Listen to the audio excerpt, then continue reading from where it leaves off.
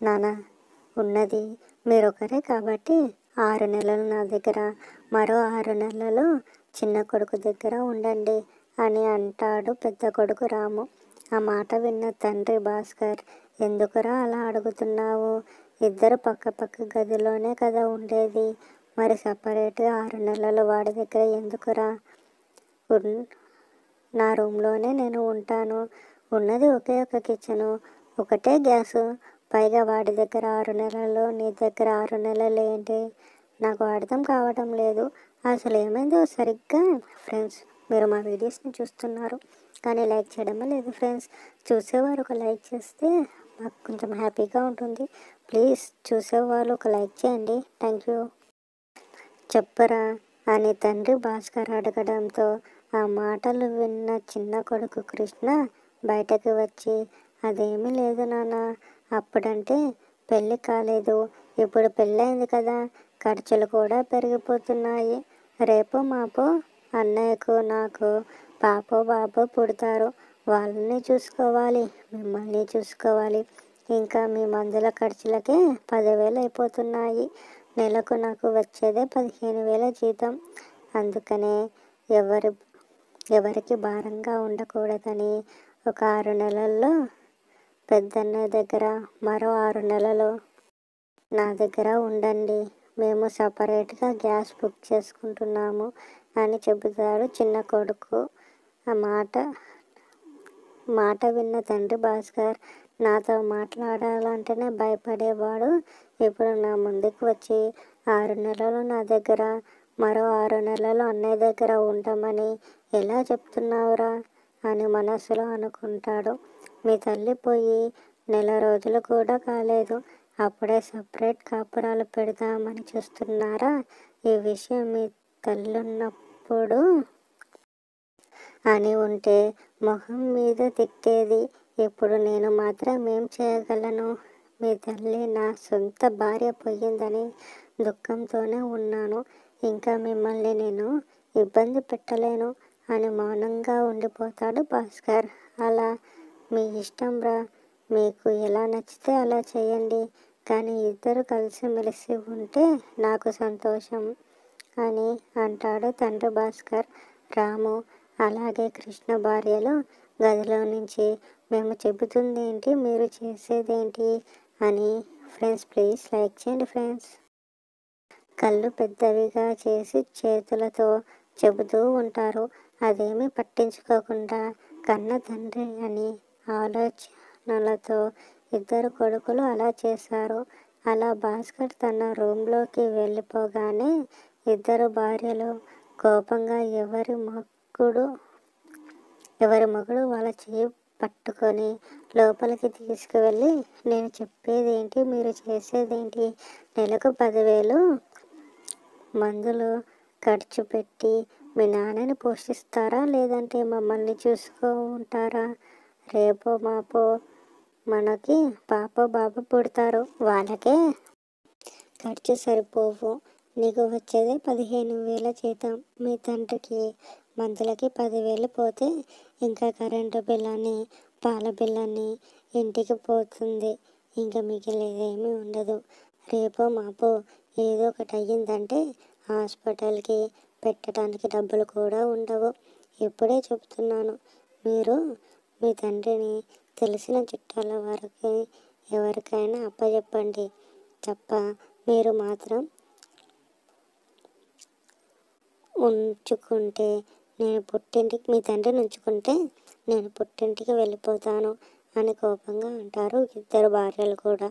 ఆ మాటలు విన్న రాము మరియు కృష్ణ ఏం చేయాలో అర్థం కాక అలా బయటకు వెళ్ళి పొలం దగ్గర కూర్చొని, ఏంట్రా మనం భార్యలు మన మాటనే అర్థం చేసుకోవడం లేదు, ఈ వయసులో తండ్రిని ఎలా వదిలేయాలి అనిపిస్తుంది.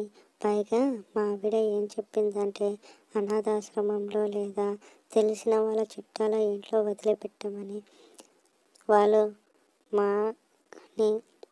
వాళ్ళు కానీ ఈ మాట విన్నారంటే సొంత తండ్రిని ఇలా వదిలేస్తారా అని చెట్టు పేరు మనకు వస్తుందిరా.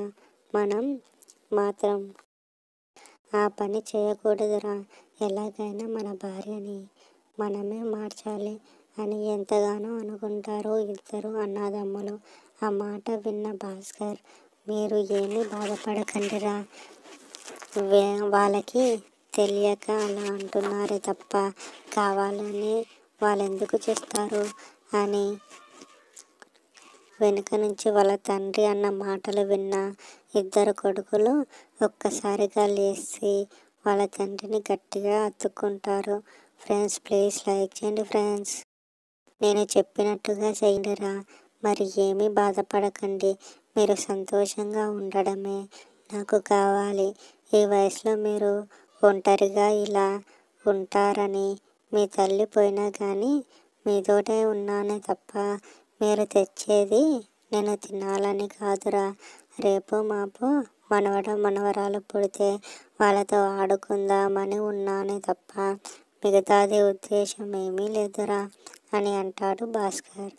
అలా అనకండి నాన్న, మీరు తప్ప నాకు ఎవరున్నారు అని అనగానే, మీరు ఏమీ బాధపడకండిరా, నాకు తెలిసిన ఆశ్రమం ఉంది. అందులో అందరూ చాలా మంచివాళ్ళు, చాలా బాగా చూసుకుంటారు.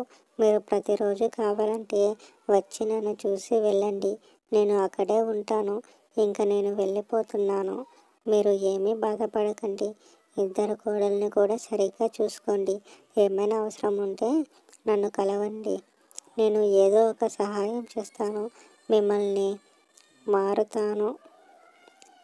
మిమ్మల్ని మాత్రం విడిచి వెళ్ళను. ఒకవేళ నేను పోయాను అని తెలిసిన మాట మీకు వినిపించిన తర్వాత అనాథాశ్రమంలో మేనేజర్కి ఒకటి చిట్టి ఇస్తాను. ఆ చిట్టి తీసుకున్నారంటే మీకు సంతోషంగా జీవితంలో ముందుకు వెళ్తారు తప్ప నా వల్ల ఎప్పుడు కూడా మునిగిపోర్రా అని చెప్పి బట్టలు సదురుకొని కోడలు పిల్లలకు ఇద్దరికీ కూడా, అమ్మ మీరు ఏమీ బాధపడకండి, నన్ను మర్చిపోండి.